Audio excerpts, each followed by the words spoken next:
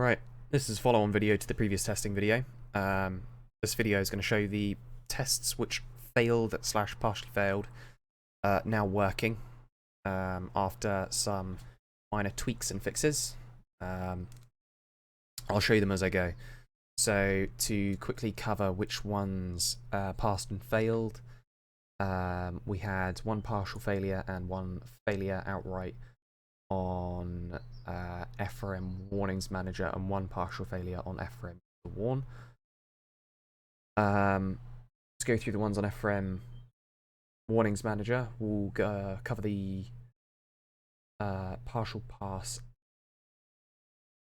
failure first, which was when adding a record with all fields populated, did it work? It only partially passed because it didn't actually add any additional notes. Not that we could visibly see in the first test. I did some exploring to try and find what the issue was, and it wasn't that it wasn't adding the data to the table. The data was being added to each record.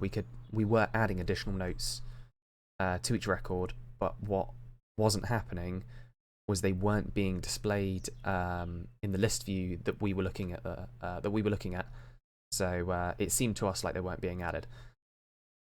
Reason being is I just hadn't put the piece of code which displays the additional notes in the list view. Simply, I just hadn't put enough, writers essentially, I guess you could say. I hadn't put enough pieces of code in to populate the list view. So that simply is fixed by just adding that. If we go into the Warning Manager, you can see that all of these past additional notes are now showing, and to ensure that I am not lying, I will now add one. Type here, and you can see down here it works. Now the next test I will lead straight on into, that this one outright failed, was when updating a record. If something is selected, it did not work. Now, to show that it does now work, I'm going to change this to 999. Type here 123. Update. You can see that now does update. Delete that. The issue with this was quite a clumsy issue, to be honest, if you like to call it that. In the SQL for updating the selected record, I had found my selected record and made it equal to warning ID. So whatever I've selected in the list view, it had to be the first column.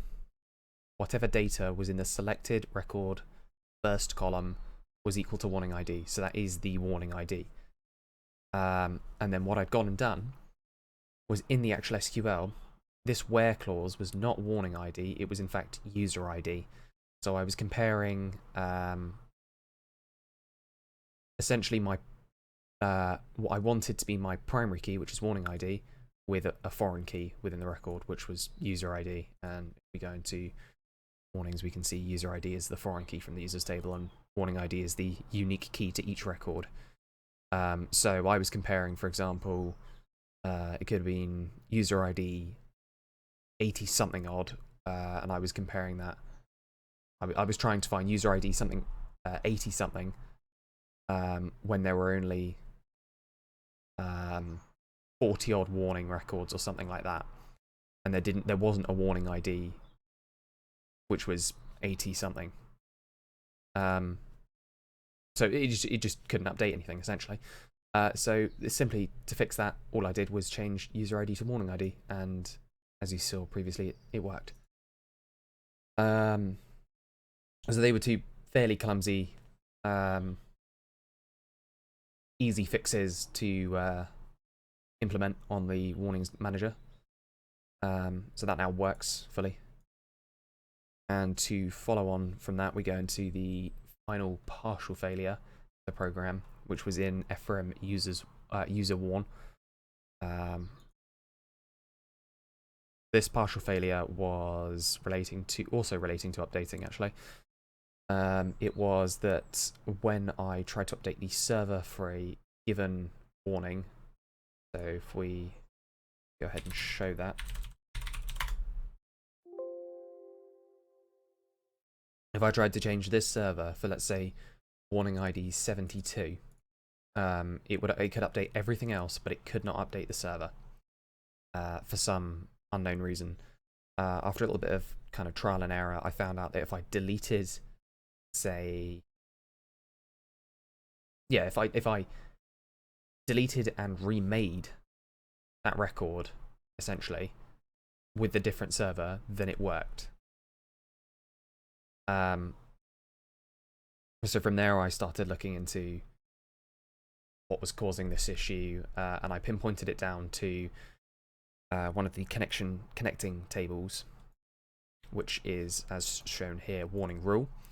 So warning rule is what links one warning record to multiple different rules and a server.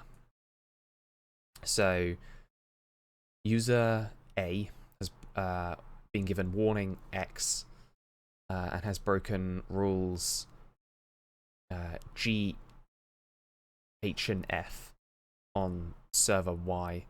So you'll have an individual record in warning rule for G, I think it was G, H, and F I said? Yeah, for G, H, and F. But for only one warning record X, I said. So the way that it updates these is for one warning record. If I wanted to, say, add a rule or remove a rule, we looked at the flow layout panel, which is as seen here. And if one of these is marked as green, it will cycle through and check those flow layout controls. If it is marked as green, then it will look at the server ID I've selected here and the rules I've selected here, and these underneath this text essentially have a tag.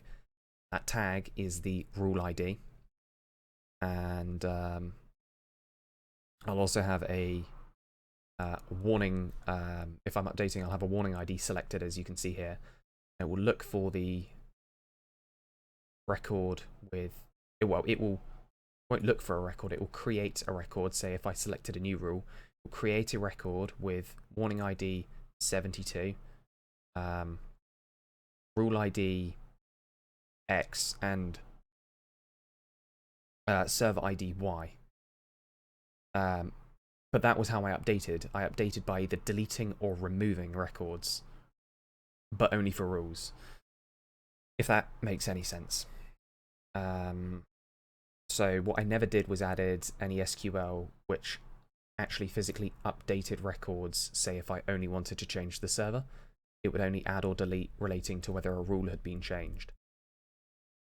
So what I then did was, within the loop that counts through all of the warning rule records, I added some update SQL, which before it does, I think this is the correct area, here it is, here's the code, which what it does is, before it goes through and checks what flow layout controls have been selected, what rules have been selected, before it looks at the rules that have been broken, it will look at the server it's been broken on, and it will go through all of the warning rule records with the selected warning ID, as you can see here, and it will set the server ID to whatever server I have selected in the combo box. And then after that, it will then go through each individual rule, adding and deleting the records relating to the rules that have been broken. And of course, it will add and delete any records with the data that you have given, so it won't need to update that given server again. And see it in action. Let's just go select warning ID 82, for example, and we go select a new server, date, scroll down, warning ID 82. All three of those records have been changed to test. Go ahead and again see that they've changed again. And so they were the 3 bugs that I discovered when going through the program. To follow on from the first half of the video, where we saw some lag when updating the tables, the graphs even. When we had the quite severe lag, which I didn't quite understand, on these 2 graphs, I did look into that and I did find what the issue was. The graphs were updating at the same time as the date timer. So you've got the little date and time up in the top right. As you saw at the beginning of the video, every time a second changed, it would update all of those graphs. And so that was causing some minor lag, in that I was trying to change the number of weeks in which it updated, which updated it at the same time as it updating because a second has changed. So in other words, the program wasn't crashing, it was just struggling to compute the amount of updates I was telling it to do. Which isn't surprising, to be honest, considering I don't even think it was updating every second. I think it might have been updating every half second. I didn't look into it too much. But I found the 2 little lines of code which were causing it to do that, and swiftly removed them. Anyway, that is all of the bugs and their fixes shown there. And that means that the program even passes all of the tests in the